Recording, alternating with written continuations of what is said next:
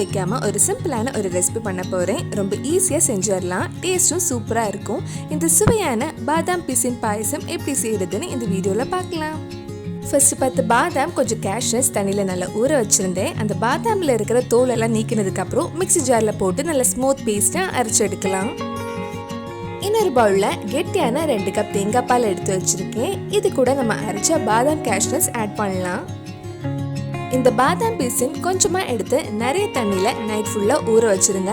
அடுத்த நாள் காலையில் பார்க்கும்போது உங்களுக்கு இந்த மாதிரி கிடைக்கும். நம்ம ஊற வச்சுருந்த பாதாம் பீசின் 3-4 டேபிள் ஸ்பூன் உங்கள் தேவைக்கு ஏற்ற மாதிரி நீங்கள் ஆட் பண்ணிக்கோங்க. இதில் கொஞ்சம் ஏலக்காய் பொடியும் இனிப்புக்காக நாட்டு சர்க்கரையும் ஆட் பண்ணுறேன். உங்களுக்கு எவ்வளோ இனிப்பு வேணுமோ அதுக்கு ஏற்ற மாதிரி சர்க்கரையை நீங்கள் ஆட் பண்ணிக்கோங்க. நாட்டு சர்க்கரைக்கு பதிலாக நீங்கள் சுகர் கண்டென்ஸ் மில்க் கூட ஆட் பண்ணலாம். ஆனால் பாதாம் பிசின் உடம்புக்கு ரொம்ப குளிர்ச்சியாக ரொம்ப ஆரோக்கியமாக இருக்கும். அதனால் இன்னும் கொஞ்சம் ஆரோக்கியம் ஏற்றதுக்கு நான் நாட்டு சர்க்கரை யூஸ் பண்ணியிருக்கேன். இது கூட கொஞ்சம் நட்ஸும் சேர்த்து மிக்ஸ் பண்ணால் நம்ம சுவையான பாதாம் பிசின் பாயசம் ரெடி ஆகிடும். அவ்வளவுதான், ரொம்ப ஈஸியான ஆரோக்கியமான இந்த பாதாம் பிசின் பாயசம் உங்கள் வீட்டில் செஞ்சு பாருங்கள். பிடிச்சிருந்தா இந்த வீடியோவை லைக் பண்ணுங்கள், உங்கள் ஃப்ரெண்ட்ஸ் அண்ட் ஃபேமிலிக்கு ஷேர் பண்ணுங்கள்.